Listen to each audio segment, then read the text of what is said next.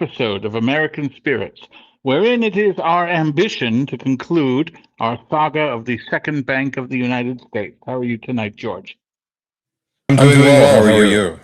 I am in fine spirits. It is a glorious day here in Chicago. It's been sunny and 70 all day, and I've been in my shirt sleeves. Wow. I have little understanding of the weather up in your region. I expected you were it in to good cold company, and for in fact, no one has good understanding of the weather in Chicago. It might be 80 degrees on Christmas, and it might be 3 feet of snow in Easter. You just never know what you're going to get. Wow. Well, it is Eastertide, so Christ is risen. He is risen indeed, and happy Easter to those of you who support it belatedly, but who celebrate it all the same.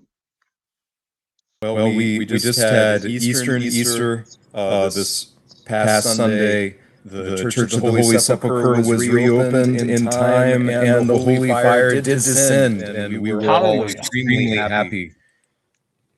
That is excellent. You know, if you ever come to Chicago, the only church that Arthur Louis Sullivan ever designed was the Orthodox Church of the Americas Holy Family Cathedral.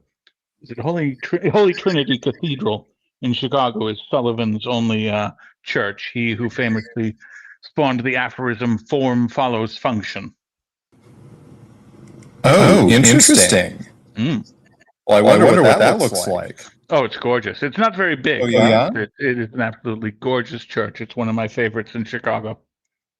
Last time I was in Chicago, I went to the Latin Mass at the big Polish church. St. John Cantius? Yes. That was my church. Oh, really? Oh, well, that's very fitting. There was an underground stop nearby, and I was able to get to it with all my baggage because I was traveling.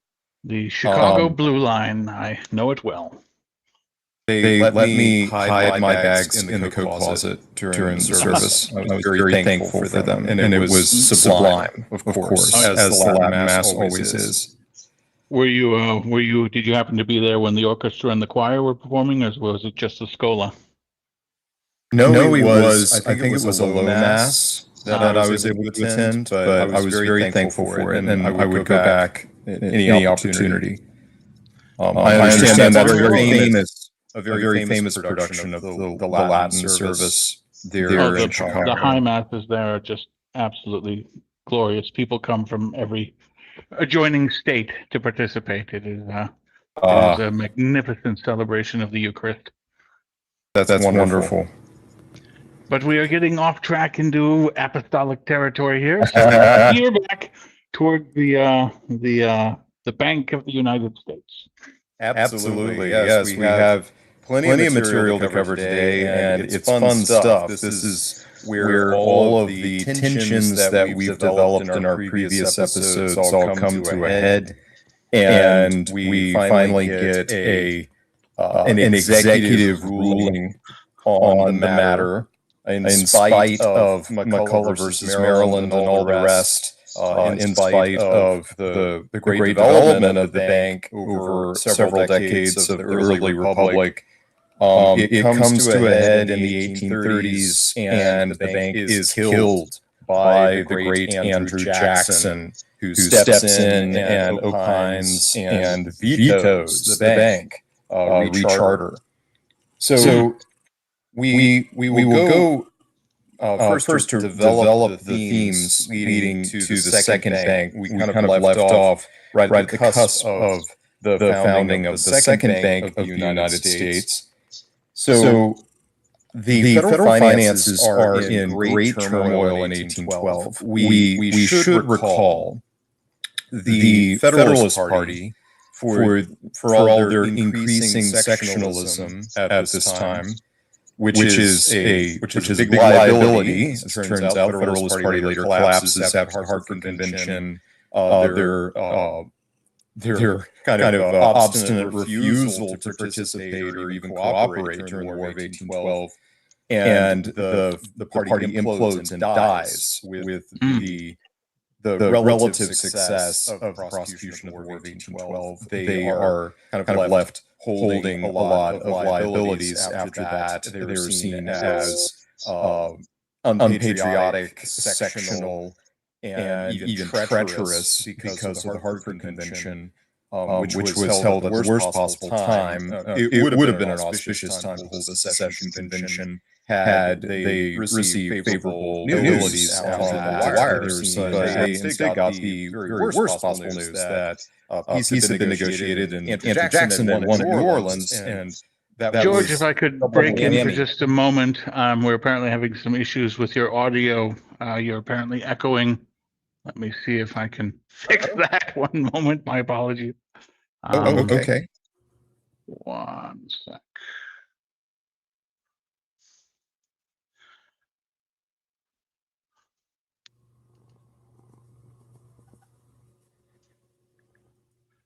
All right, try speaking now.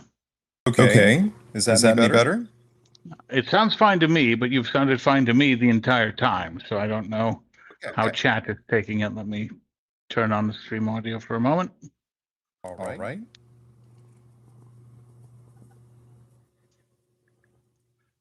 All right, try speaking now. Okay. Is that any better? It sounds fine to me, but you've sounded fine to me. Let me see here. I apologize. I had a bit of a problem with my setup right before we started, and now the audio seems to be out of sync. We have cat sabotage on both We do. ends. The maximum cat has done his kitty thing. All right, try speaking now. Before we started, and now the audio seems to be out of sync. I'll plow on. So we have the cat sabotage. We do. The maximum cat has done his kitty thing. They had a very wise take at the beginning, the lead up to the war. In early 1812, the Federalist congressmen were saying, we don't have an adequate navy, we don't have adequate coastal defenses. This is going to work out badly for us. They also were, as you would expect, advocates for the recharter of the first bank, and they failed in that. So the bank is unestablished, and we have this odd period of just a few years when we have no central bank, and the regional banks come to fill the gap, but they are not adequately capitalized nor regulated. So every state has different regulatory regimes for their chartered banks. Some of them are strong, some of them are weak. Some of them issue a great deal of paper currency and are over leveraged. Others are far more scrupulous and regulatory of how much they allow their banks to function. But every state has a different banking regime, and the Federalists were pointing toward that, saying this is a bad financial situation to start a war on. So indeed, we have major problems with the regional banks, the state chartered banks during the war. And this leads to critical moments where it looks like the federal government's not able to finance the war effort or pay the soldiers, meet their obligations with military contracts and such. They pull it together. The brilliant Albert Gallatin, Secretary of Treasury under Madison, is able to pull off some financial miracles, get some major backers for government bond issues, and is able to pull through. But the regional interests of New England, they refuse to subscribe to government bonds during the war. And this is their prerogative. You can't force someone to buy something. So the regional banks in New England are staying out of that, and also opening up black market trade with Britain during the war, which is a really weird situation. The British are kind of conscientious or interested in the sectional feeling in New England at the time, and so they stop enforcing the blockade and open up some back channels of communication and start establishing trade with New England smugglers during wartime. The New England banks are actually invested in this, and this is part of the Federalist anti-war effort, you might say, during 1812, where they're willing to do business with the Brits, and they see Washington increasingly as their real political rival and foe. And that all culminates in the Hartford Convention. But Madison does survive the war. Obviously, we negotiate the Treaty of Ghent around Christmas in 1814. John Quincy Adams, Albert Gallatin, the Treasury Secretary, Henry Clay, which might be his one time in his whole life that he left the country. He did not like it at all. He couldn't wait to get back. He was a terminal American. I like Henry Clay. There's much to be said in his favor. He's a delightful character, if nothing else. But he negotiates the Treaty of Ghent. Madison survives, though obviously Washington is burned. Madison is dealing with a major humiliation here. The national debt has exploded during the War of 1812. Not surprisingly, wars are incredibly expensive. You sacrifice your most productive, most capable citizens on the one, you send them off to battle and they die. So you lose a lot of human capital, and even in victory. And you also have to finance some of the most sophisticated things that money can buy, and you watch it burn. You literally burn it up in the course of war. So it's very wasteful by its nature. The wars are obviously necessary from time to time. The national debt really explodes during 1812. So we have a height of our debt. By 1816, the national debt stands at $127 million, which is shockingly small by our standards, but still it was very alarming for them. Well, it had never been so high. What was the purchase price on the Louisiana Purchase? That was 7 or 8 million, as I recall. Yeah. So yeah, it was 2 cents an acre. By that scale, that's 8-9 times as much money as we spent on half the continent. That's right. So we see a very interesting little period develop out of this. We later term this the era of good feelings. And this is a nationalist kind of period where you see party lines disappear. You see very strong personalities that come to the fore. People like Henry Clay, people like Daniel Webster, people like James Monroe, who succeeds Madison. And they all call themselves national Republicans. The Federalist Party withers and dies so that it is no longer a organized national political force by 1816. And we have a one-party system that has a great deal, a great many different competing ideas, but it is mostly driven by these great personalities. Crawford from Georgia, Clay from Kentucky, Monroe from Virginia, and so on. Now, Madison, in his second term, he's trying to revive the national fortunes. We have secured peace with England. Trade has reopened. That's a really big deal. We know the Napoleonic Wars are done. The British are ascendant. There's no reason for them to impress American sailors anymore. So a great many of the instigations for the War of 1812 are now gone.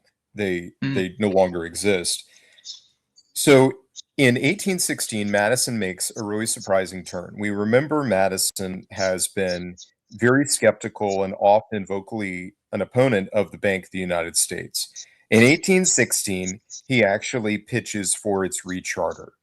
They try to recharter the bank in 1815. There are some technical problems with the legislation. It does not pass. In 1816, the Bank of the United States is rechartered. So we have this brief period of just a few years, very important period. But the Bank of the United States comes back. Now, during this time, the state chartered banks have grown greatly in importance. Just a few years' time of private banks being the only bank or only banks in town, and they're all regionally focused. They have created regional centers of economic authority and credit. So the new Bank of the United States, once again, the largest financial institution in the country with the most amount to loan out, with the federal charter to operate branches in various states. It is not the dominant player that it was the first time around, but it has these special prerogatives, these special privileges, because they are the depositor of federal funds. They are the chief creditor of the federal government.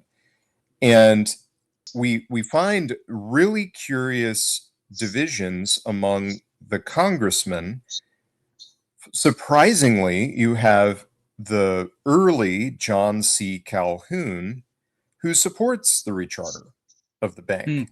We know Calhoun much better as the states' rights advocate of his later career. Indeed, but it's rather surprising to hear that he was on board with the bank. Yes, and this is why we characterize this period is it's not a period of party lines.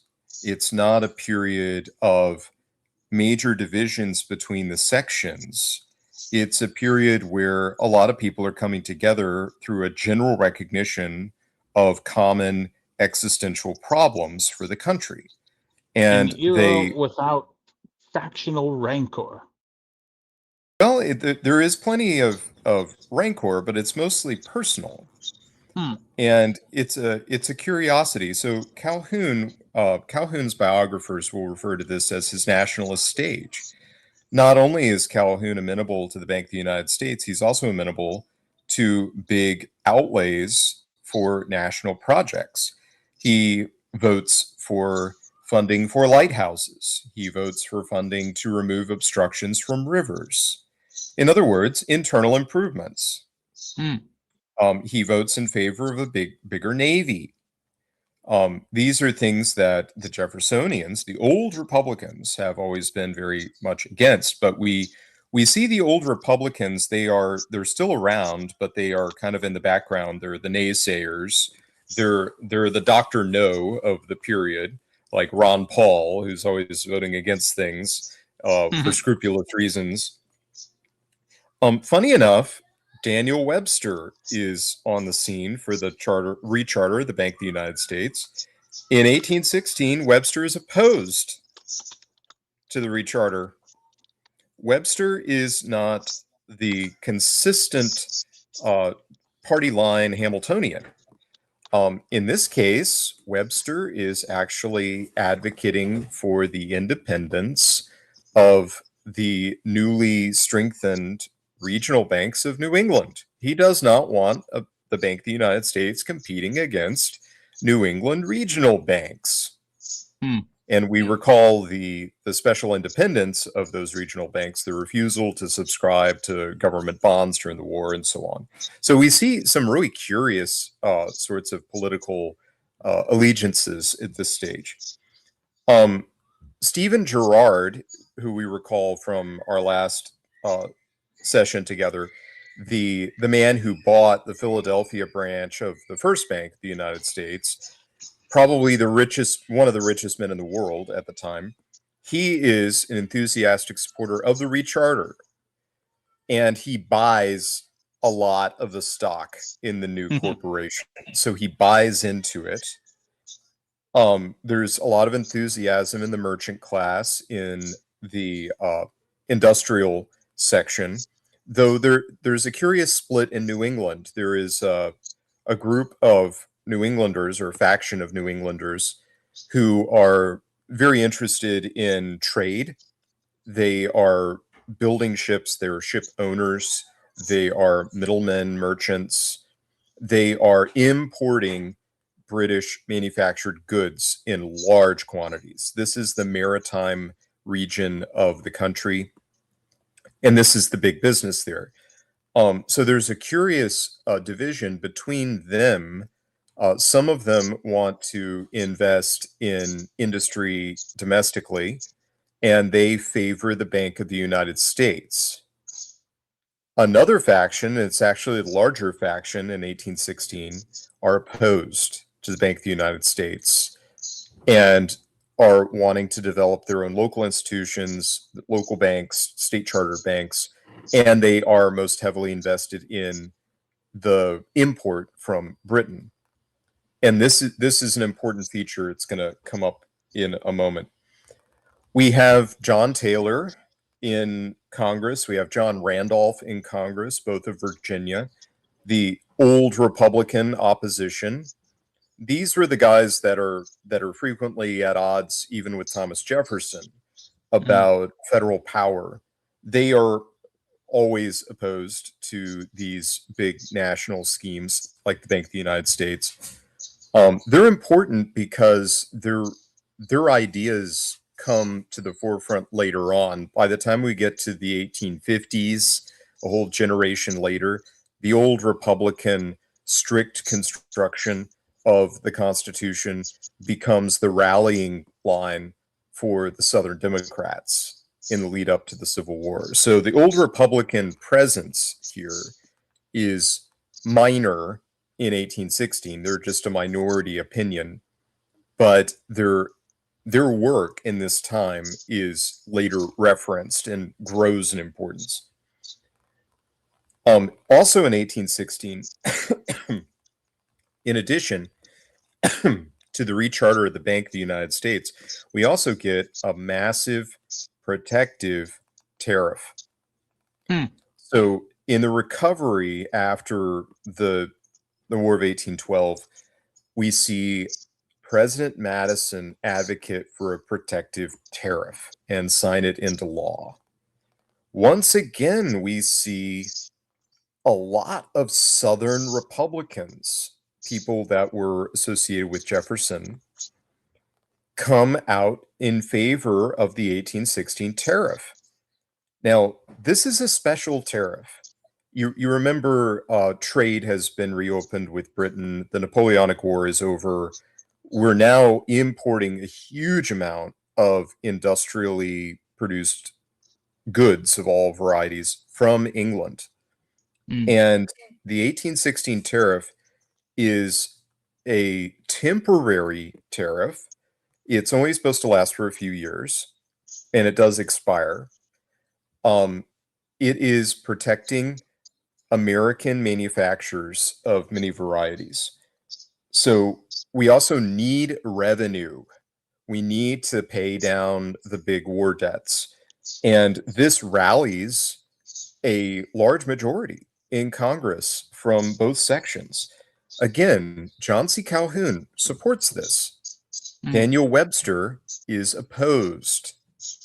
Webster is opposed because he is representing that merchant interest in New England, the shipbuilders, the ship owners, the warehousers and middlemen who are bringing in the huge number of commodities from England, undercutting domestic commodity prices.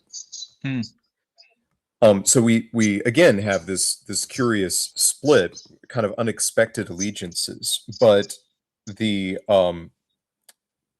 Southern support is also for tariffs, protective tariffs on several agricultural commodities: cotton, hemp, and sugar. Sugar being a special regional interest, mostly in Louisiana, and has historically always been protected by tariffs. Louisiana sugar cannot compete with Cuban sugar, with Brazilian sugar. They have a longer growing season. Mm. They do not have weather anomalies that destroy crops with some regularity, early freezes and such things.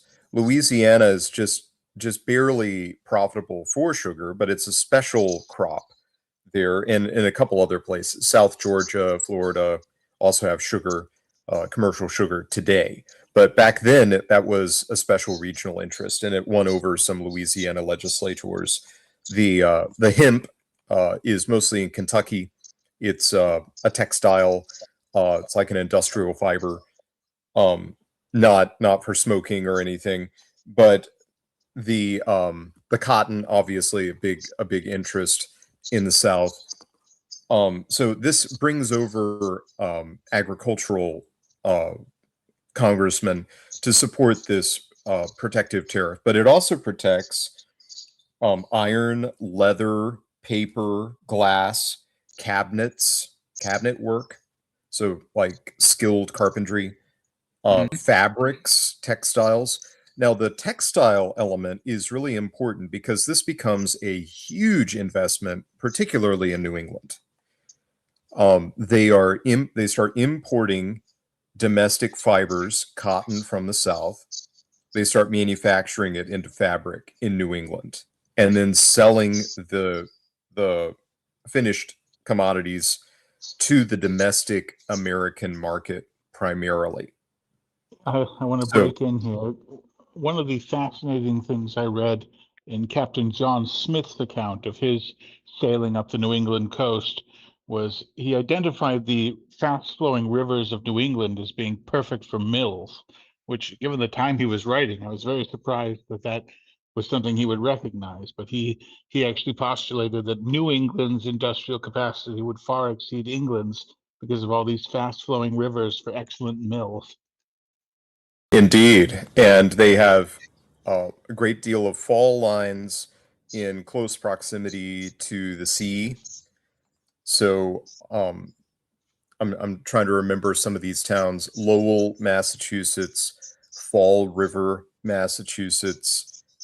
These become great large mill towns, and when you visit those places today, you'll find many museums of the early Industrial Revolution. And so this is really taking off at the time. The Second Bank of the United States does finance such capital outlay and investment, starts building up these domestic industries because they do have this special protection. So tax policy incentivizes investment, as we see historically. That's a big takeaway that we can get from this material.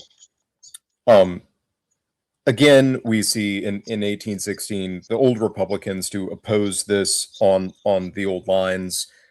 This is special interests. This does not protect everyone.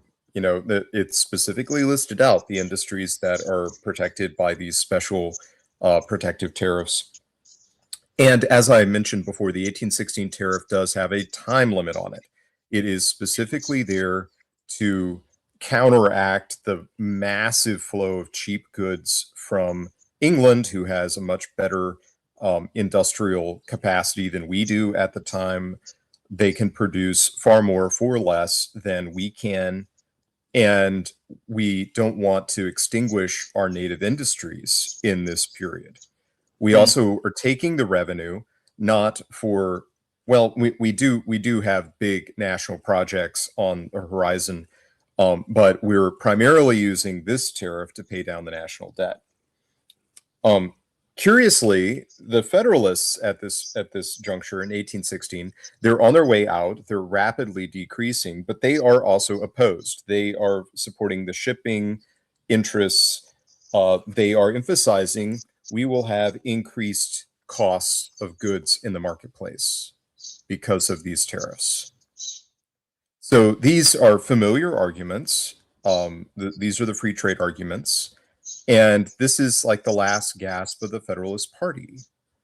And that's also interesting because this is a statement from an old New England.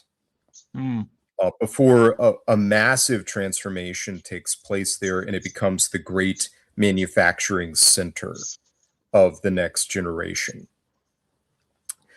Now, during this period, Henry Clay is in Congress, and Clay is the proponent of what he calls the American system, a brilliantly named policy position. He is an advocate for the Bank of the United States. He wants protective, permanent tariffs to stimulate investment in industry. And he's proposing a national economic system, like Hamilton. Hamilton's reports on the public credit are his inspiration. But he packages this as a popular proposal in Congress. And he wants to use the revenue from the domestic tariffs to build internal improvements, to build roads, to build canals, to clear rivers for navigation, for the domestic market. So he's very interested in developing the internal economy of America with his American system, and he wants to use federal programs, federal outlays, and financing through the Bank of the United States to accomplish a number of these internal improvements systems. Particularly, he's very excited about a proposed national road from Washington to Kentucky. And this is gradually built out. People like President James Monroe start signing some of these bills into law, and we see the development of the National Road, which is our first public highway in America. It goes from Washington, D.C., all the way out to Illinois, eventually, to southern Illinois. So it crosses. Yeah. They eventually even build a suspension bridge over the Ohio River, which must be the first bridge over one of the great rivers of America. You can still see it. It actually still stands, the National Road Suspension Bridge. It's in Wheeling, West Virginia, which is a wonderful town. It is like a post-apocalyptic ruin now, like many towns in West Virginia and the Ohio Valley. But it is a marvelous town. It's practically abandoned. It's lost 2/3 of its population in the last 100 years. But it's well worth seeing. Anyway, Clay rallies a group that eventually forms a new political party. It's still some years away at this point. They call themselves the Whigs. They are imitating the Liberal Party of Great Britain. So they adopt that name. There are lots of Whigs in the North and in the South. In the South, they tend to be the larger planters, the more integrated elites of the Old South describe themselves as Whigs for a couple of generations. And because they represent these huge productions of commodities like cotton, for instance, or sugar, or hemp as a special regional crop. Hemp is made in Kentucky and Missouri mostly. They want, yes, they are interested in better communications, better transport. They have huge numbers of or huge quantities of crops to carry to market. So they really like suggestions to make a canal around the falls of the Ohio River at Louisville, Kentucky, to make the upper Ohio navigable, and they don't have to make the portage at Louisville, Kentucky, and land their crops, reload them past the falls to carry them on down to New Orleans. This is the planter Whig interest in internal improvements. And they are influential enough to get protective tariffs on agricultural goods into some of these tariff bills. But we see like a national economic integration push, even through Southern planters at this stage, who were associates of Henry Clay, his supporters. Now, James Monroe comes into office after Madison. He is one of the last of the great Virginian statesmen from I guess he's the very last one who actually participated in the War of Independence. He's been around for a long time. We've mentioned him several times. Monroe is a really interesting figure. He was an anti-federalist back in the day. He finds himself in the executive mansion at a time when the major opposition party is collapsing and disappearing. The Federalists collapse after 1812, or I should say 1814, the end of 1812, and eventually disappear as the organized opposition. So he becomes president and in a time where we have a one-party system in effect. They call themselves the National Republicans. The National Republicans, they preside over this period we call the era of good feelings. And James Monroe is our second president, and most likely the last, to be elected unanimously. When he runs for re-election, he runs unopposed because there is no opposition party. So there's some internal division among the National Republicans, but they all rally around James Monroe. So that's a really curious, weird thing that happens in his administration. Monroe has a lot of Jeffersonian convictions historically, but while president, he is also dealing with this spirited time where everyone is recognizing that we need to do things to ensure the survival of our common country and government. So we see these strange actions just before Monroe in 1816 of Southern people of Republican persuasions. They are associates of Jefferson. They come together to support the Bank of the United States and a protective tariff and internal improvements. That is all very unusual. One of the big pushes during the Monroe administration is he builds up the United States Navy. It's generally agreed, it's no longer a controversial point. We need a substantial Navy to defend our coastline. We may not allow a great power like Britain to just run amok over the East Coast because we do not have the resources to defend it. So Monroe finances a larger Navy. He enlists the shipyards of New England. They are the great experts of the time. They start building out the Navy, and they supply most of the sailors because they are the maritime region of the country. This corresponds to the old Federalist argument in 1811, in early 1812, where they're saying you should build the Navy before you declare war. We know how. By the way, you've also placed an embargo on us. You shut down our ports. Our people are out of work. We deserve some attention, some patronage, and they were right.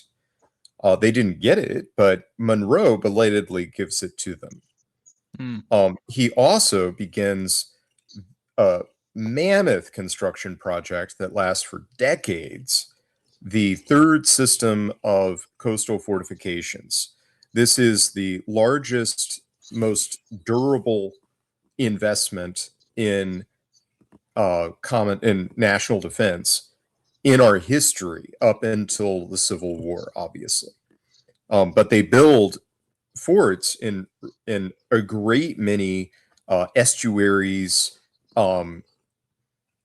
harbors, cities, ports all around the country, and they send out the West Point engineers, the generals of the army. They go out and they survey for the locations of these forts, and Congress starts granting outlays for the construction of these various forts, including Fort Sumter in South Carolina, including Fort Warren in Massachusetts, Fort Pickens in Pensacola, Fort Jackson outside of New Orleans. And almost all of these are on the East Coast. Later on, after the Mexican War, we do get a couple out on the West Coast. We have Fort Scott, which is under the Golden Gate Bridge, for instance. That's part of that same huge, multi-decade long fort construction project. And Where also, Grant famously spent the end of his first military career. Yes, out on the West Coast, Fort Vancouver, on the Columbia. The massive outlay there is very important, and we see the renewal of protective tariffs in 24 during the Monroe administration. So Monroe, he's patronizing some industrial interests. He's signing protective tariffs into law. He is patronizing New England, particularly shipbuilding, sailors, and also granite and brick, which are produced in large quantities in New England in particular. Fort Sumter in South Carolina is in the entry to Charleston Harbor. Fort Sumter is built on a sandbar.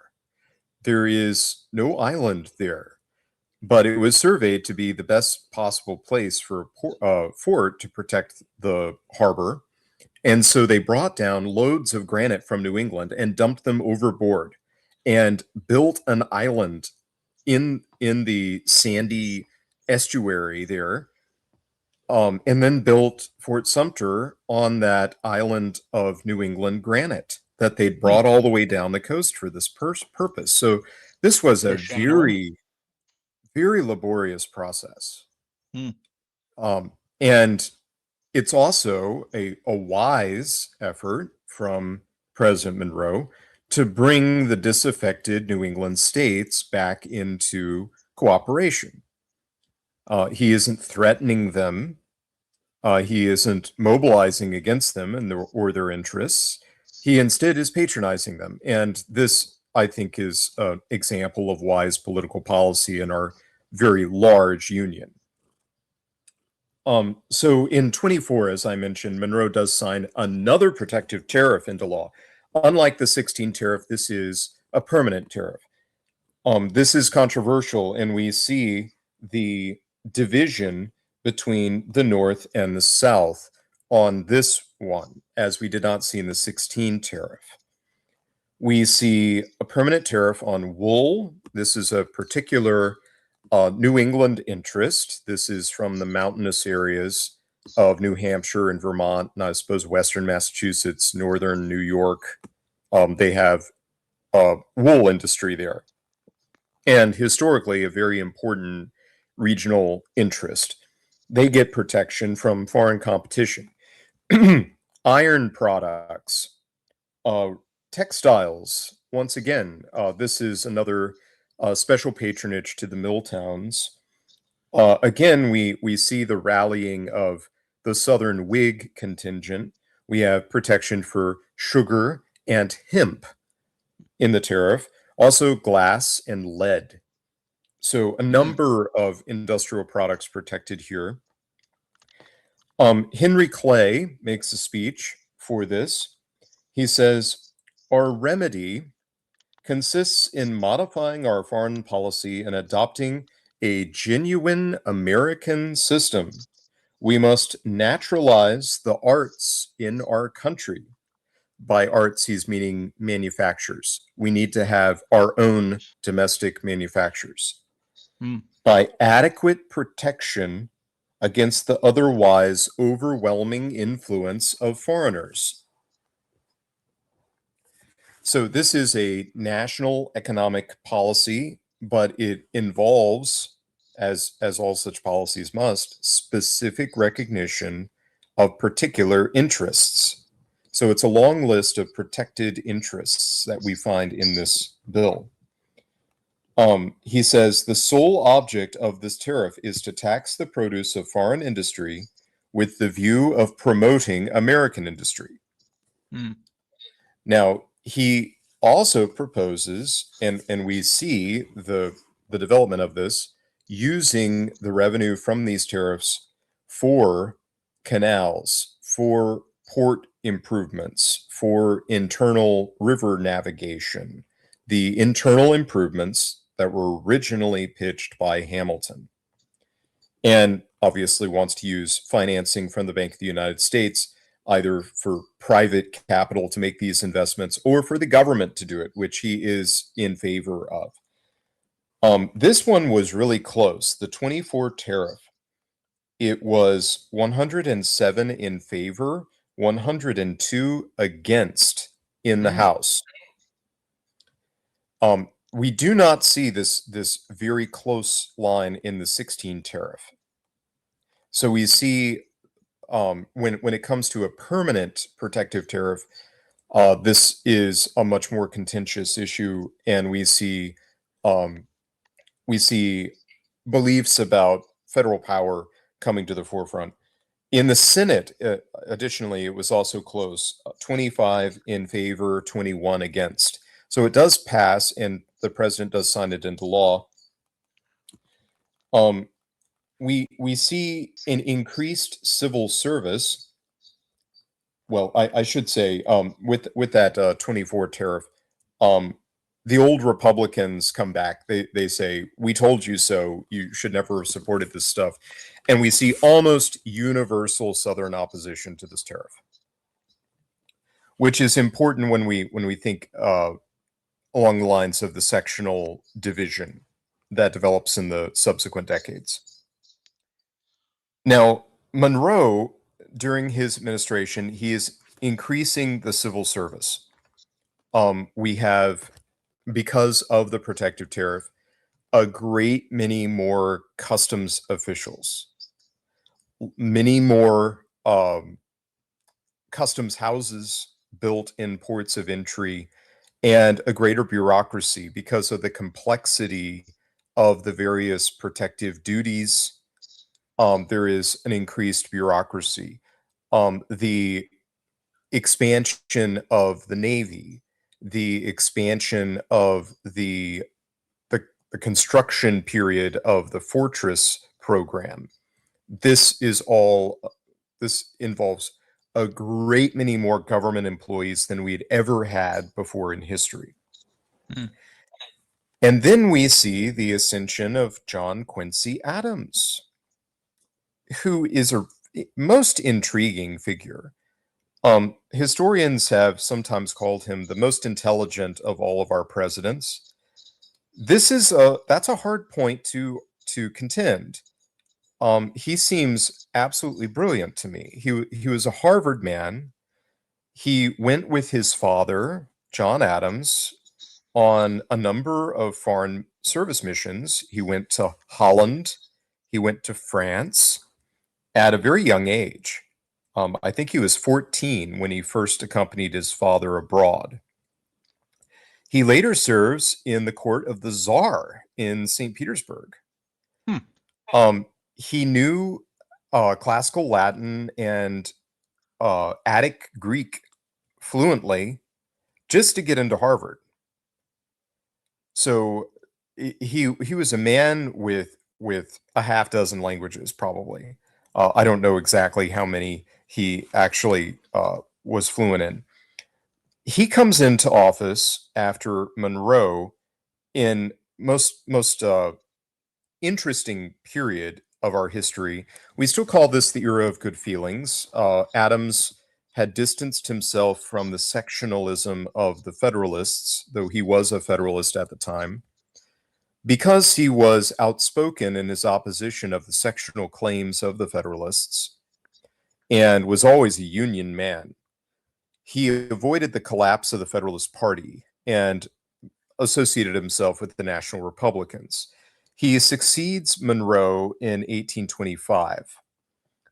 He is pitching lots of innovative things. He is much more of a believer in Hamiltonian expansive federal powers. He says in his inaugural address, "We will proceed with the great system of internal improvements within the limits of the constitutional power of the Union." So he adds a little disclaimer there. Oh, of course there are limits. No one knows what they are, but we are going to proceed with the great national policy. He says, "Roads and canals, by multiplying and facilitating the communications and intercourse between different regions and multitudes, are among the most important means of improvement."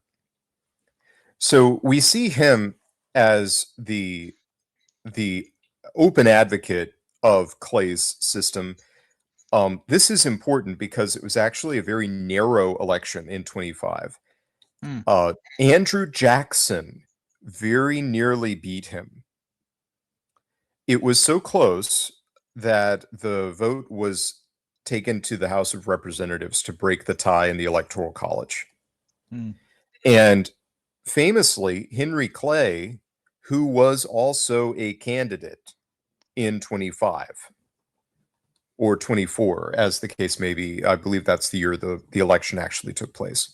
Henry Clay met with Adams, and Clay, who was Speaker of the House, decided to back Adams' candidacy, to throw in his supporters behind Adams. And Clay was made Secretary of State in the Adams administration. Now, this was called out by old Republican John Randolph of Roanoke, who is a delightful character. He is fantastic and grotesque. A man of major health complaints. He apparently never experienced puberty. So he had some kind of possibly genetic disorder. May have been, is it Klinefelter's syndrome or something, where you have an extra chromosome.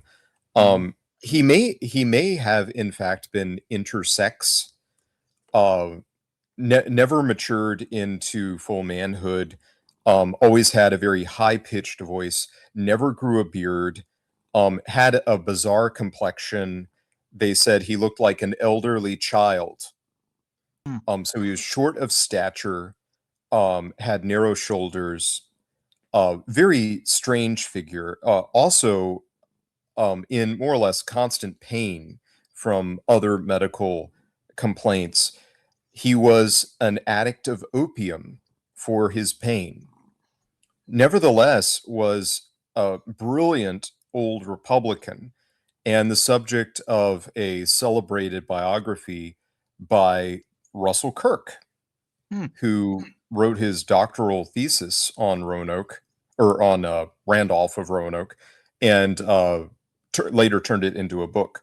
So he's a man that has a following and is well worth investigation. Randolph was an accuser of Clay in the Adams administration. He said that Clay had made a corrupt bargain with Adams to throw the election for Adams, and in exchange for that got a cabinet post. And we see in Adams's inaugural address his endorsement of Clay's American system. This is obviously a kind of political alliance between the men. Randolph because he's making all these statements about corruption in the Adams administration, he is challenged by Henry Clay to a duel. And he accepts the challenge. They go out to dueling ground. I don't remember just where this took place, but Randolph marches the paces, turns, and shoots straight up into the air. Clay shoots at Randolph and misses. Of course, Clay is the challenger. Clay is the aggrieved party. Randolph does not care about doing anything other than making a statement. He's not there to kill Clay. He's there to call Clay out. Right. But Randolph later remarks that was the great mistake of his life, that he should have shot Clay when he had the chance. Famously, Randolph was buried at his plantation outside of Farmville, Virginia. He was buried standing up, facing west, so that he could keep an eye on Henry Clay, which is also delightful. Unfortunately, he is no longer there. Virginia, in its optimism in a previous administration, they tried to move all of the great Virginia statesmen to Richmond, and so they moved they moved John Randolph to Richmond. He's in Hollywood Cemetery now. He's no longer at his. One shudders to think of his disorientation on the last day. Yes, he should be at his plantation. Clay had vengeance on Randolph. They had many disagreements, as you can imagine, Randolph being an old Republican and a strict constructionist. Randolph was famous for his 100 hound dogs, who were his pride and joy. And when he would return home, he would be welcomed by his slaves. He had over 100 slaves, I believe, most of them through inheritance. And his dogs, and he would bring his dogs with him to the Capitol. He named one of his dogs Sweet Lips, presumably because they would salute one another. But Clay made a rule on the House floor banning animals in the chambers, which was specifically pointed at his nemesis, John Randolph. But anyway, going back to Adams. So Adams, he proposed Bank of the United States funding for these big internal improvements projects, roads and canals. He also proposes, because of the broad Hamiltonian construction of the Constitution, he proposes a national university. He makes several overtures to Congress trying to get this off the ground. It never happens. He wants it to be a research institution. So he wants to patronize the clever professors of the New England universities, bring them down to Washington, where he wants to establish the National University, and get them to work on all sorts of useful inventions and patents for the good of all humanity. So he's proposing like a national research laboratory, which is a really fascinating thing. It's very innovative, no matter what else you might say of it. Like constitutionally, I've got major questions here, but this is a very imaginative man. He proposes a national observatory, which eventually does get off the ground in Georgetown. Now the Naval Observatory is also the residence of the Vice President. And that's over by the National Cathedral in Georgetown. So he has all of these really big national programs, but the National Republicans are increasingly divided over these questions. We see the prefigurement of that in 24 with the tariff. So in 28, we see the great election of Andrew Jackson Mm. and the revival of the party's system. So Jackson is later named the head of the Democratic Party. So this is before we the get go into ahead. Jackson, during the Adams administration and the Monroe administration, how is the Second Bank of the United States faring? Is it doing as it was expected to do, or were there any problems, or how had it been going? It's doing brisk business.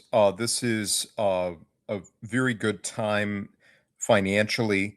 We see the establishment of a great many domestic industries, many of which are financed through the auspices of the Bank of the United States. We see a number of locally advocated improvement projects. we see the we see some disastrous ones as well shortly afterwards in the 1830s. Indiana and Illinois both finance on their own authority big canal and highway and rail projects that don't go anywhere. And there's a panic soon afterwards, and they have to liquidate the state's holdings in these operations. And so they waste a tremendous amount of money there. That's just a negative example of state initiatives for internal improvements. And you told us that the first Bank of the United States sort of imposed a competitive floor upon all the private banks. How did the private Yes. banks fare when that competitive floor was reimposed?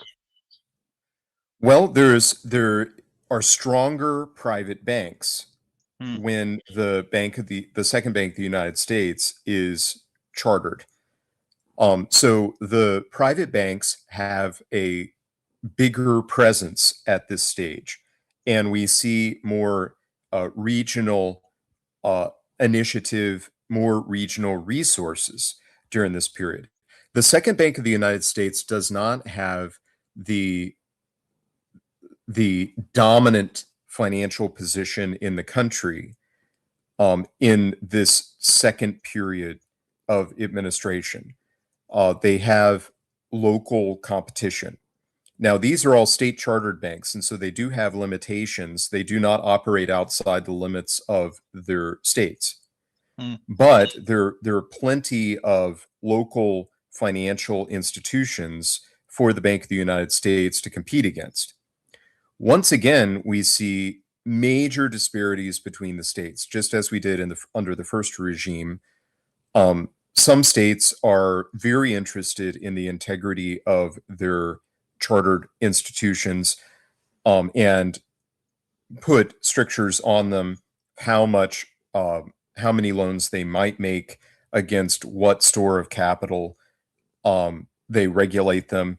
The Second Bank of the United States, because it is a competitor, also curtails the risky operations of a great number of state chartered banks. So that is an important feature. It doesn't have the authority to go to a private bank and tell them, you must have this reserve of capital. You may only make this amount of loans on credit of your capital. They do not have a regulatory function, of an official one. But because they are a competitor, the state chartered banks are well advised to follow the models of the Bank of the United States just to remain in business. So that is an important restrictive kind of role that the Second Bank of the United States plays, analogous to the first, though it's not as large as the first. So in 28, we see the second matchup of John Quincy Adams and Andrew Jackson. Andrew Jackson was conscripted, drafted, if you will, into the contest back in 24 and lost narrowly. Though he had the largest number of electoral votes, There were several other competitors. Crawford of Georgia, kind of a favorite son, a notable statesman, though he died very young.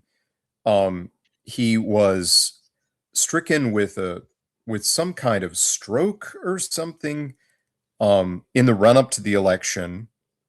No one was campaigning because they didn't campaign back then. They stayed at home and they had surrogates that kind of spoke for them, mostly journalists. But the vote was split in 24 between Crawford, Clay, Adams, and Jackson. And Jackson had the largest number of electoral votes. Clay was able to swing the remainder behind Adams, and that carried Adams over the line. But in 28, we see the division of regions, which is a foretaste of the new sectionalism between the North and the South. Jackson carries the West. Jackson carries the South. The only place where Jackson does not prevail is New England. Adams wins all of New England. He wins a split electoral vote in New York. He wins the city. Jackson wins upstate New York. Adams wins New Jersey. And maybe Maryland. I forget just off the top of my head. But Maryland would have been a contender because of the maritime and merchant interest. But in 28, Jackson prevails. So he wins quite a landslide. And we see the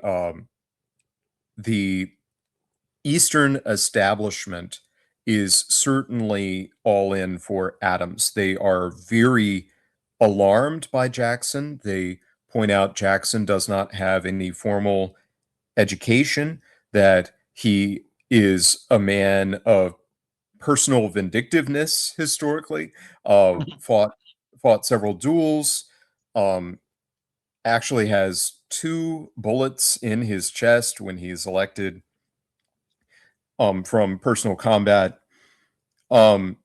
He takes office and no one knows what he will propose for policy, just how he's going to govern or what his priorities are. Again, because it was considered to be very bad form for a candidate for the office to actually campaign. The Electoral College was supposed to be the more indirect way for people to choose, or for the choice of president to be less political matter, and the best man should prevail. And this system of candidates staying out of campaigning operations actually is consistent all the way to Abraham Lincoln and beyond. Lincoln, after being nominated, does not make any political speeches and just stays in Springfield. He makes some political speeches before he gets the nomination, but not after. So that's interesting, and that's part of that tradition. So when Jackson goes to Washington for his inaugural, he comes up the Cumberland and then voyages up the Ohio. He actually meets Fanny Trollope, the mother of the novelist Anthony Trollope, on his voyage. So was Anthony Trollope an American? No. His mother voyaged in America. She visited America, and she wrote an absolutely delightful, hilarious book called The Domestic Manners of Americans, about her stay in America. I would have been very surprised to learn that Trollope was American. So yeah, that makes sense. Yeah, he was a Brit, and his mother was a Brit, and she made her reputation mostly by her amusing commentary on American manners. And I don't remember if Trollope had been born at that point or not, but anyway, she does meet Andrew Jackson on a riverboat in the Ohio, and she's actually on her way to Washington herself. But everyone goes to Jackson's inaugural to see what he's going to say, because no one I mean, people know what they associate him with, but they don't know what he's going to propose. So Jackson, in his inaugural, he says, "In the administration of the laws of Congress, I shall keep steadily in view the limitations as well as the extent of the executive power, trusting thereby to discharge the functions of my office without transcending its authority." So he focuses on the constitutional limitations of the federal government. Ironically, mentioning the limitations of the executive when he is probably the strongest, most assertive executive that we had. He would be in the top with Franklin Roosevelt and such. He says, "In such matters as I may well be collected to pursue in regard to the rights of the separate states, I hope to be animated by a proper respect for those sovereign members of our Union, taking care not to confound the powers they have reserved to themselves with those they have granted the Confederacy." That is an obvious allusion to the 10th Amendment. So he says the states have reserved powers and these are being challenged. So I'm interested in curtailing those challenges of the federal government to those reserved powers of the states. And so this is a big hint about what is going to follow. Also in his inaugural address, he proposes to reduce taxes, the standing army, and the national debt. He says that the national debt is a liability. We must pay it down to secure our independence. And indeed, this is one of the great accomplishments of the Jackson administration. He is the only president in our history to pay off the national debt. And at the end of his administration, Congress has a surplus. What used to be used to pay down the debt is now a surplus. And Jackson recommends, and his congressmen follow, by giving proportional grants to the states, which is a very interesting result of this. In Jackson's first message to Congress in December of 29, he says, office is considered, now he's talking about the way the federal government operates right then. He says, right now, our government considers office as a species of property and government rather as a means of promoting individual interests than as an instrument created solely for the service of the people. So he says that office is considered some kind of right. And he is contending against that. He says we have these expanding civil services. People think that they have some right to these positions, and that is wrong. That is actually corrupt or mistaken belief about what government's for. He says corruption in some and in others a perversion of correct feelings and principles divert government from its legitimate ends and make it an engine for the support of the few at the expense of the many. Now, this corresponds to a major controversy in 28 when Jackson is elected.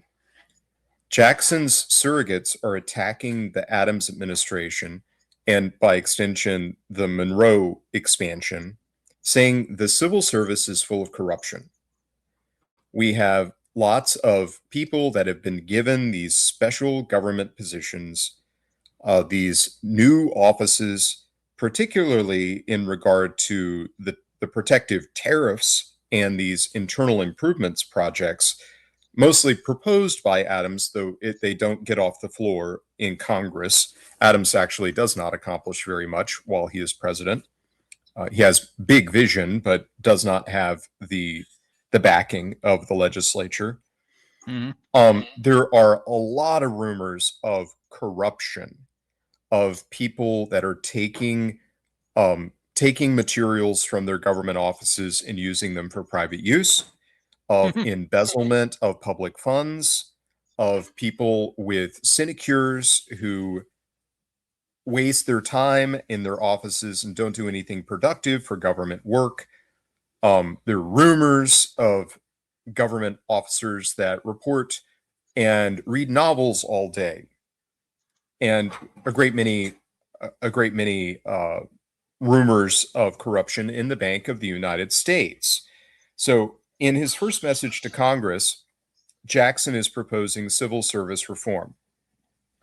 He puts his cabinet officer, Amos Kendall, in charge of this. Amos Kendall is the postmaster, and this is the largest of the executive civil service areas. The post office has tremendous amount of employees. And Kendall is put in charge of an audit of federal officers and does quickly discover a great many of these rumors are actually substantiated.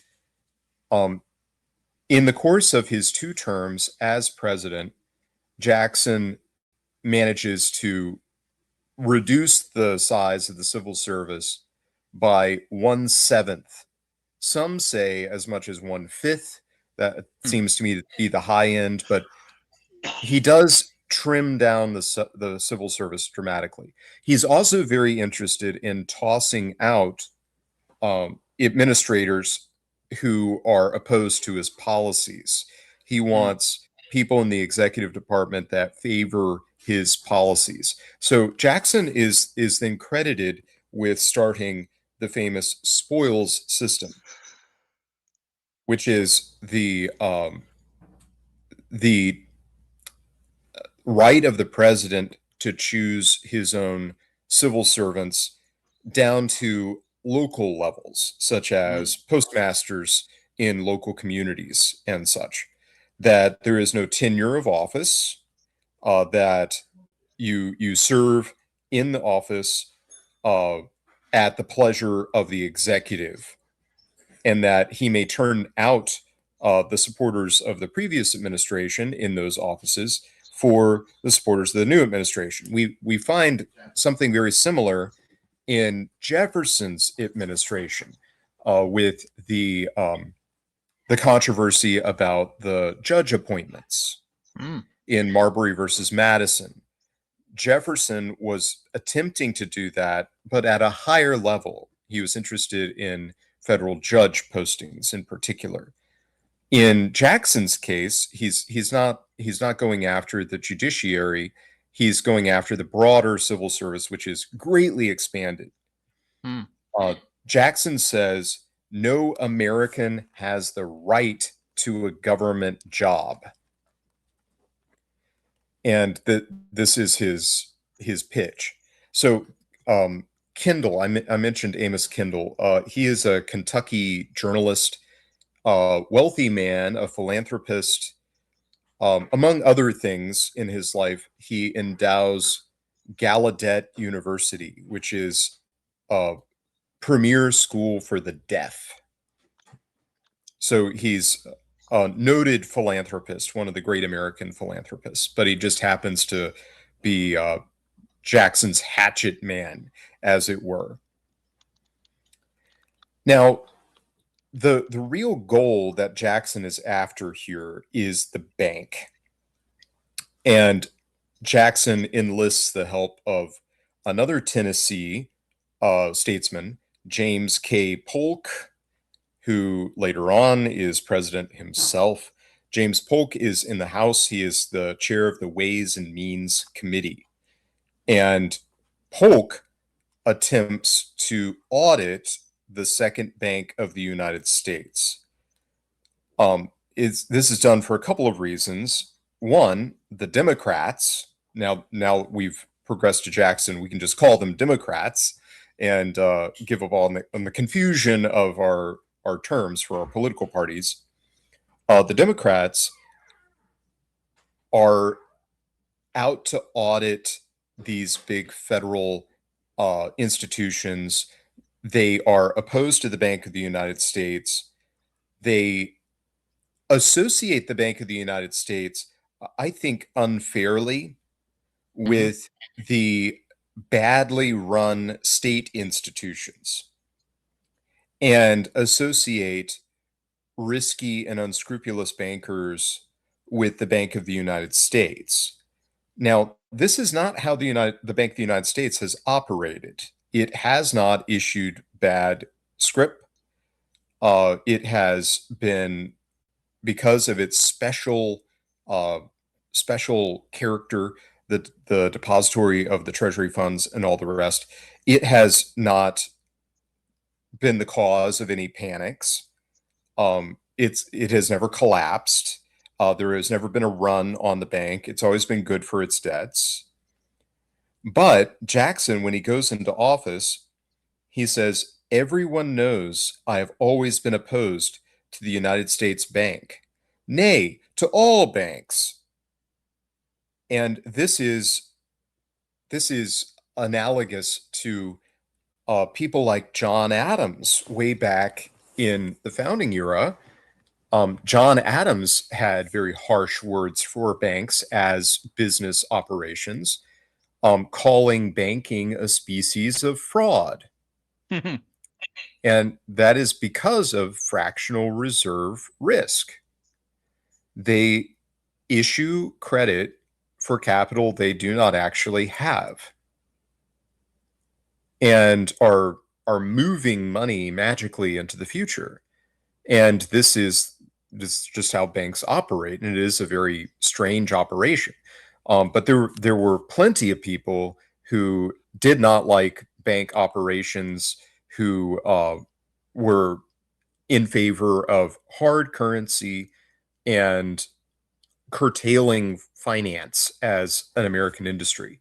And this was exacerbated by badly run local banks who were unscrupulous in their issuance of scrip and would collapse from time to time because they had over-leveraged themselves. Deposits are called, the deposits are not there. There is a panic. Everyone rushes the bank.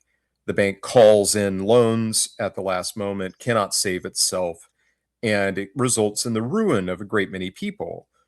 And this is historically a very common experience in America. A phenomenon illustrated in more than one Trollope novel, in fact.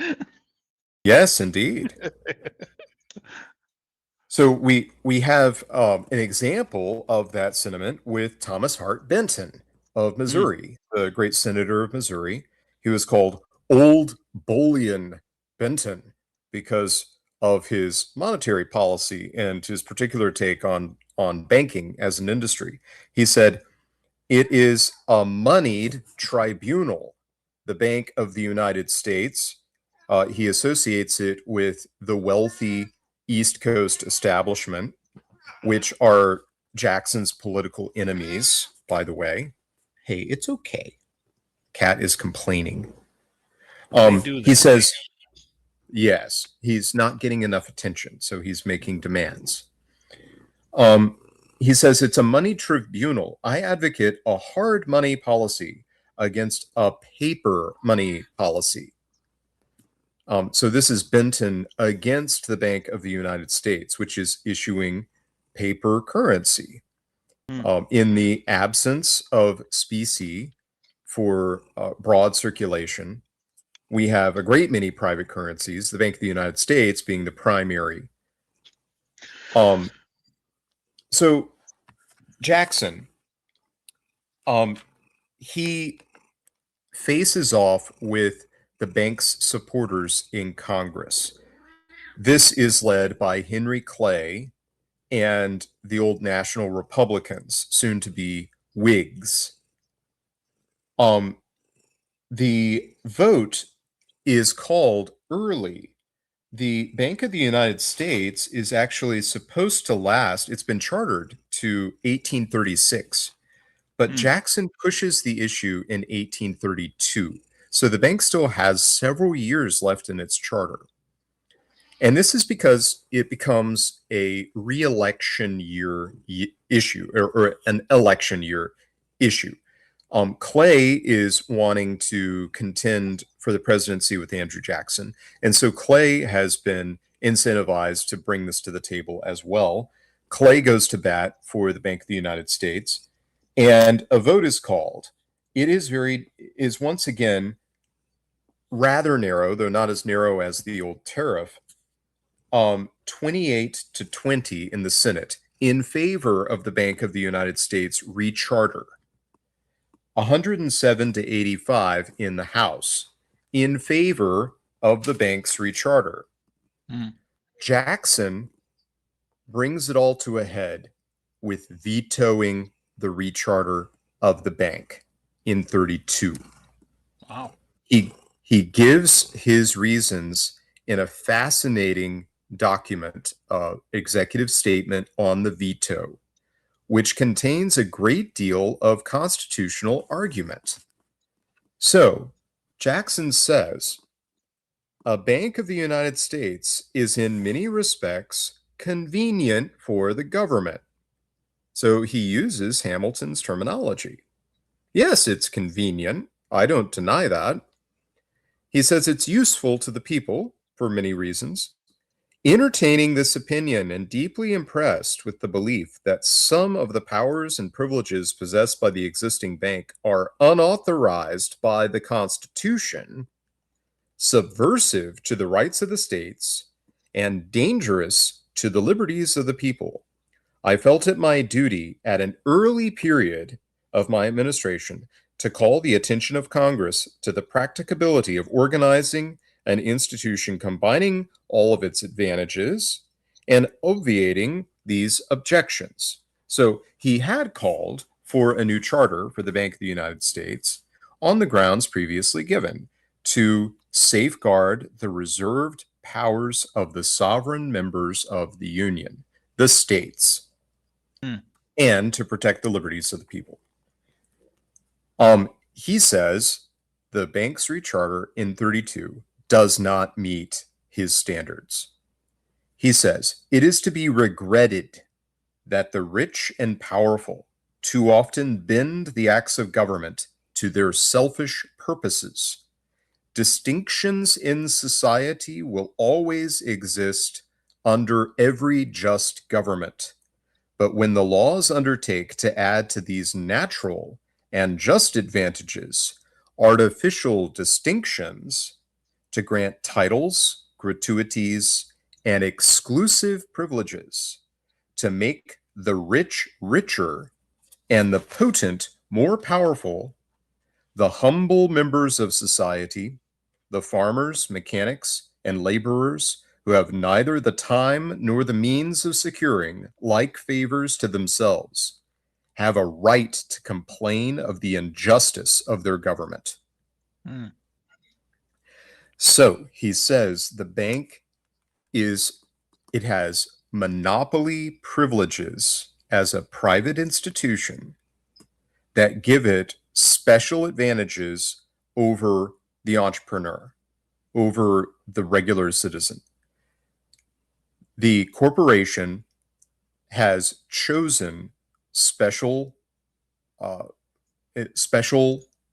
profiteers, the owners of the shares of the bank, the members of the board, which are mostly determined by the private owners of the bank, not the government. The government does choose a minority of the board members, but this is a mostly private institution. 80% of the shares are held privately, just as in the first bank. He points out that a great many of the investors in the bank are foreigners. He is adamant on the point. The bank pays dividends to this exclusive set. They only have the right to collect the dividends on this unique institution, this unique national institution, because it has been chartered and these rights have been delegated by Congress. But among them are a great many foreigners. So we're paying dividends of the national bank abroad, which he says is unjust. Jackson's supporters call this monstrous, that this is allowed to continue. He says the bank is unauthorized by the Constitution, subversive to the rights of the states, and dangerous to the liberties of the people. And he vetoes it. So he makes the bank and the charter a test for his reelection. He basically puts it over to the presidential election to ratify his decision on the bank. And being that this took place in an election year, had Jackson been voted out, had there been a wellspring of support for the recharter of the bank in all likelihood would have been rechartered in the next administration under Clay. Clay would have been the victor. Instead, what we see is the divestment of the Bank of the United States even before the charter has run out. So when Jackson is reelected, he directs his Secretary of the Treasury, whose name I don't have written down. I think it's William Duane. I think that was his Secretary of the Treasury for his first administration. He directs the Secretary of the Treasury to begin withdrawing deposits from the Bank of the United States and investing it in state-chartered banks instead. Now, we can't get around this. Governments will choose certain people. Governments will choose certain businesses.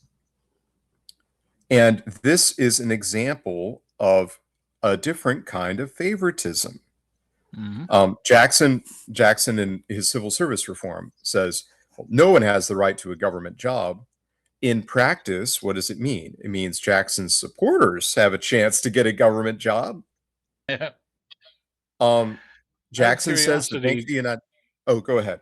Out of curiosity, did Jackson apportion these deposits among the various state banks, like according to the state's contributions? No. These seem to be specially chosen. So there are the consensus among the historians is that they were picked out because of political reasons. These are called the pet banks by Jackson's opponents, but I think historically we can nod to that and say, yes, there's favoritism going on here because the president directed investment in certain state-chartered banks. So the Bank of the United States is winding down operations much faster than they had anticipated. The results are very interesting. We have a panic after Jackson leaves office. During the Van Buren administration, we have a panic in 1837, and a great many state-chartered banks, again, over-leveraged, overextended, fail. And the take of practically all historians, certainly, I haven't read a dissenting voice on this line. So I think this is a standard interpretation. I don't think this is controversial. The end of the Bank of the United States, the sponsorship of these new state-chartered, well, they aren't new, they're pre-existing, but the new pet banks, the banks who are now, they have a portion of federal funds. Yes, newly favored banks, leads to a new era of financial instability while the banks are working out their own method of regulating themselves. And the states are also incentivized at this point to do more to regulate financial institutions. So the Panic of 37 is instigating factor in new financial regulations on the state level. Again, the states vary tremendously with how they deal with their own financial institutions. And some states have excellent reputations for finance and safety. Louisiana, Missouri, Tennessee, all developed this reputation. Other states like Indiana and Illinois are very famous for very loose standards and more regular regional financial panics, which is a real interesting disparity. But this is also correspondent to another point that we encountered much earlier, the point of just how much will the states differ from one another. And in effect, with the end of the Bank of the United States, we see the dispersal of finance among the states. So you would go to Massachusetts, you would deal with Massachusetts issued banknotes when you traveled there. And some of those banknotes be issued by less reputable institutions. You might find if you had a $5 note from the Bank of Boston and you don't know how things work in Massachusetts, you might go to the store and you might try to buy something with it and they would say, "Oh, that's a Bank of Boston note." Like, we know about the Bank of Boston, we don't really trust them. Like, there's been a lot of bad news lately about them. I'll take it for $4. I say it's worth $4. So they might trade for less than par. Now, this was not the case with the Bank of the United States. The Bank of the United States had excellent credit, and it was recognized around the world. And it was far larger than any of these state banks, even the second iteration. And it traded at par. So we see increased preference for the minted currency after this stage, because there's not a question about what it's worth. The content of the gold and silver in the coin has been established by law. It is legal tender, but you don't need to argue about the credit of the United States to figure out what it's going to trade for, because it's an ounce of gold or ounce of silver or whatever. So we see more of a preference for that, which is actually what Thomas Hart Benton and the hard money advocates were wanting. But it is a brief period of expansion in state chartered banks and more regrettable, very risky behavior with those financiers in the years that follow. Now, Jackson's not actually in office to experience that. That's something that develops over a few years, and it happens during Van Buren's administration right after Jackson. But it's certainly the result of Jackson's withdrawal of federal banking institutional policy and the abolition of the Second Bank of the United States. One other point, and we'll wrap things up. This has been a long one, and I appreciate the opportunity to finish it. But one other point that's very notable here. Jackson's attack on the Bank of the United States cemented a corporation regime, or lack thereof. The banks of the United States were the only chartered national corporations for business in the history of the early republic. With the end of the Second Bank of the United States, we have no other federally chartered business institutions until Abraham Lincoln. So this is big. This is 30 years. That's quite a span. And in that time, we also see the regrettable development of major sectional economic and identity differences. Indeed, I was going to ask you about that. Yesterday or last week, we talked about how one of the reasons for opposing the first Bank of the United States was this fear that a federal institution would tend to concentrate capital and economic strength in the port cities and away from the interior. Once the second bank was done away with, how did that capital and power flow? That I don't have good information on right now. It's a disorganized period. The ports are still handling a lot of money, and we're still a commodity producing economy.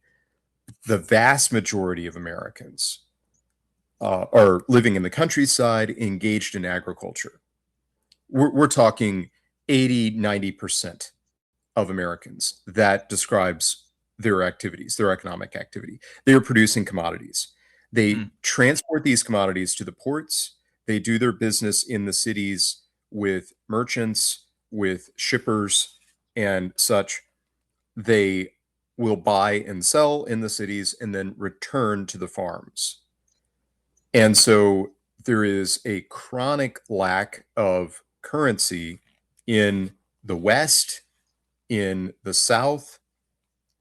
Later on, we see attempts to ameliorate that problem with the establishment of the United States Mint in New Orleans to try to increase hard currency out there. We have a better arrangement for the mint, and this helps the financial situation, the need for circulating media, but there's still lots and lots of private banknotes all over the place.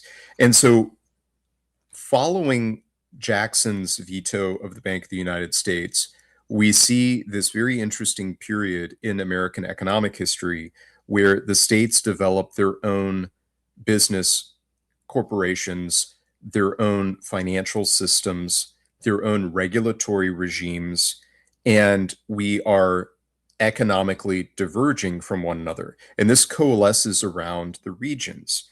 The West is still a very important region, still a big frontier region, an awful lot of opportunities and investments to be made. And the West kind of takes sides in the coming sectional conflict on the line of slavery. This determines the future disposition of the sections. But the North concentrates on industry and commerce. There are still large agricultural interests in the North, especially in the western states of the North, the old Northwest, Illinois, Wisconsin, Ohio, Indiana, Michigan. They are primarily agricultural at the time of the Civil War, though that's changing quickly in Ohio and in St. Louis, Missouri, and such. The South is overwhelmingly agricultural, and the South is also increasingly self-conscious of their differences, their regional distinctive characteristics, and start putting resources into education. They start founding universities and expanding universities. They don't want to send their sons to New England for education. They want to patronize their own regional educational institutions. They want to patronize their own literature. So you have the Southern Literary Messenger, which is founded in the South, I think in the 1840s, specifically to patronize Southern writers with a Southern perspective. You have interesting magazines of business and politics like DeBow's Review, which was in New Orleans in the decades running up to the Civil War, a long-lived journal and a very interesting one. They publish lots of like old Republican ideas there, lots of political commentary on those strict constructionist Jeffersonian lines. And we see a divergence there. For us, this is very difficult to imagine. Even with our regional characteristics today, If you could imagine going from one state to another, and there's a McDonald's in one state, there's a uh, say you're coming from New York. You've got a McDonald's, you've got a Starbucks, you've got a Walmart, you've got an Exxon, you've got Apple and Amazon, and you cross into New Jersey. And in New Jersey, you have the New Jersey Coffee Company, and you have Moe's Burger Stand, which is a chain. You have Dick's Mercantile General, and that's the Walmart equivalent. You have the Standard Oil Company. You don't have Exxon.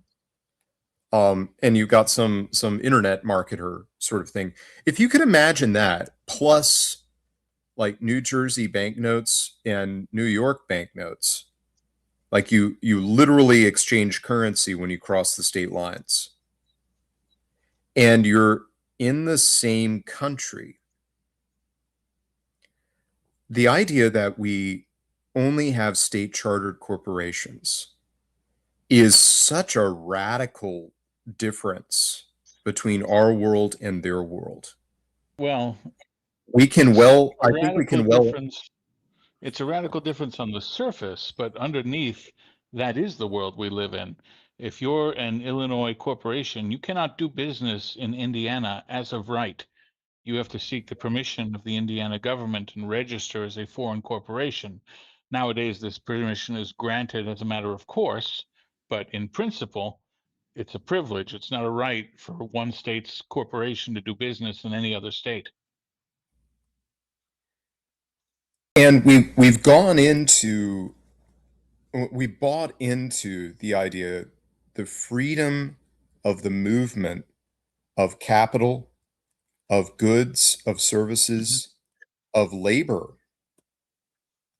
is so much a part of what we take for granted.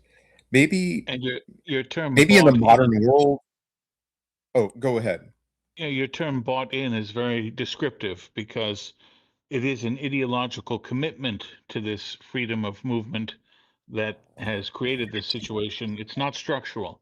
Structurally, Yes. these are still technically different worlds, and it's only because everyone has agreed that everything may move willy-nilly that it does. Yes.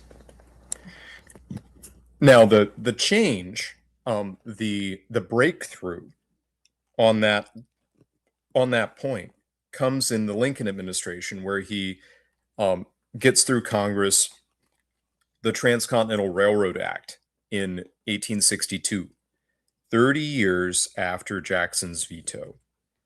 This charters the first two private business corporations that can do business in all the member states of the Union,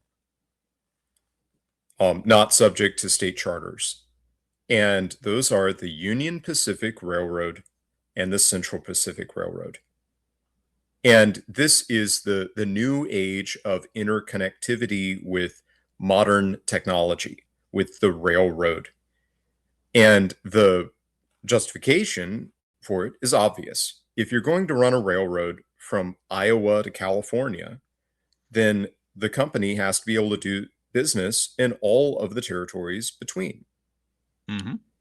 And so it jumps over that state level authority, and we have the modern corporation, one of which is still with us, the Union Pacific Railroad, the oldest corporation of its sort in America, founded by the Lincoln administration.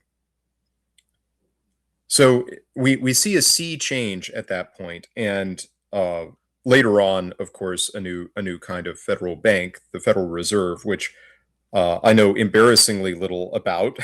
I know I have technical trivia about it, but really am kind of mystified by it. I need to read more about it.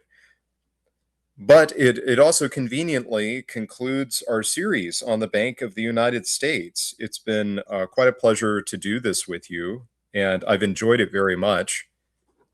Thank you very much for having me for it. Oh, it's been an absolute blast, and we are ever delighted to wallow in your erudition. Let me leave you with this statistical thought vis-a-vis the implications of this system of free movement intrastate. Something like 30% of Americans will leave their home state for a job before they turn 30. Play that forward through 3, 4 generations and ask yourselves the questions, chat. How does one have a place? How does one have a nation with that level of churn? And for all the vast economic benefits we draw from this free movement of people and capital across state borders, what are we giving up in return? We give up the character of our places. We give up loyalties. We give up rootedness. And what we exchanged it for? Well, we've got higher GDP, freedom of movement of goods and services and populations all over the world. Huge international corporations traded on open markets, issuing dividends to their shareholders and all the rest. And you can travel thousands of miles. You can cross oceans and you can get the exact same cup of coffee that comes from the exact same factory. And that is a marvel. But where are we getting these things? You know, if I wanted that cup of coffee, I'd go down to the strip mall where you cannot tell where in the world you are. It has no distinctive characteristics. You've got the corporate branding, you've got the asphalt, you've got the identical pieces of furniture. You could go from Maine to Southern California and see the same piece of furniture. Order the exact same order, get the exact same cup of coffee, the exact same donut or whatever. And this is a marvel, but we don't know where we are anymore. It's a marvel because it feels like you never left home. But then Yes. if everywhere is home, is anywhere home? It's the universal nowhere, which is the strip mall. And there's a weird comfort for it. I once moved from one city to another and found myself in a stifling hot city, not knowing where to go. I was looking for a place to live, actually, and kind of visiting and trying to find my way around. And I saw a Starbucks sign. And I went to the Starbucks and I ordered a coffee. And I wrote an essay about how weird it was that I would feel comfortable in a place that was so anonymous, when what I really wanted was to find out what kind of town I'd moved to, what the place was like. But I didn't know where anything was. You know, I was the outsider and I didn't know where to go. I didn't know what was characteristic of that place. I learned after I'd been there for a few weeks. But I wrote an essay about kind of the alienation of that, how you could go to the brand coffee shop and feel like you belonged. And that's, I think, the outgrowth of that movement of people, you know, following the jobs. Coincidentally, Marx wrote about that as well and said that capitalism, it uproots people and it makes them less loyal, less bought in to those natural systems of order, what we call, you know, Aristotelian order, family, community, church, land, you know, the distinctive characteristics of a place and the people that have lived in that place and have made it something. And the movement of people, how people have to go to distant cities to survive. It alienates them. It makes them less bought in to those essential elements that are really the origin of patriotism, the great virtue that we commemorate on this show. So that's an aspect there, and I think that we can see why people were more bought in, more loyal to locality. State identity was a much bigger feature in American history in this time that we've been talking about, partly because of the local prominence of and prerogative when it comes to business, when it comes to finance. It's interesting that that was where it all began, that the institutional financial systems to make the movement of money from one place to another more efficient. That was where the breakdown in the business world to the global homo system that we have now. That's where it all started. Indeed, and that is the meta point, to zoom further out, that I really want to drive home, that we learn from this saga of the first and second banks of the United States, this alienation we experience today, this world of nowhere. All of this, all of these political changes, all of these cultural changes, all of these genetic changes, they all have economic drivers. And so any theory of where we go from here has to include an economic theory of how we are going to chain these incentives and direct them in a healthy direction. Absolutely. Well, push back against the alienation, folks. Indeed. We have a worthy country. Yes, be somewhere and make that part of who you are. Yes. All right, returning to the subject of desperately needed specie. Gimli of Garden sends us $5. Consider this some dues owed the Old Glory Club from the Founders Garden chapter, Founders Garden being our newest chapter on the frozen shores of Michigan's Upper Peninsula. Thank you, Gimli. And then, for the oddly specific sum of $5.31, Adrian Shepard 378 says, consider doing an American Spirits episode on the Barbary Wars. Could address some of the myths on foreign policy, similar to the Monroe Doctrine. Salute. Well, thank you, Adrian. We are always open to suggestions of what to cover next. Mr. Bagby, do you have any particular knowledge of the Barbary Wars? Yes, I've been talking about them a lot recently. So that's enough of a reason to go and read more about them. Absolutely. It would be a lot of fun. It so happens that next Monday, Raging Mandrill will be joining us to discuss Alfred Thayer Mahan. So maybe this could be the beginning of our sea power arc. We could then transition from Mahan into the Barbary Wars. Delightful. That's potential. Indeed. Yeah, we will consider that, Mr. Shepard, and let you know our plans next week.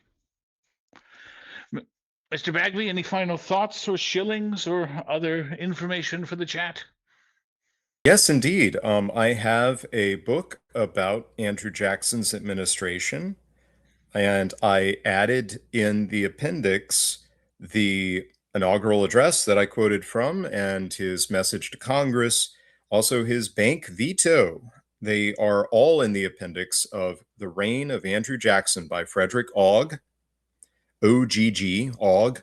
You can find that at my website, www.tallmenbooks.com. That's men, plural. Thank you very much. Thank you, and everybody rush to Tall Men Books and buy every book that you have enough U.S. banknotes to afford. Have a wonderful evening.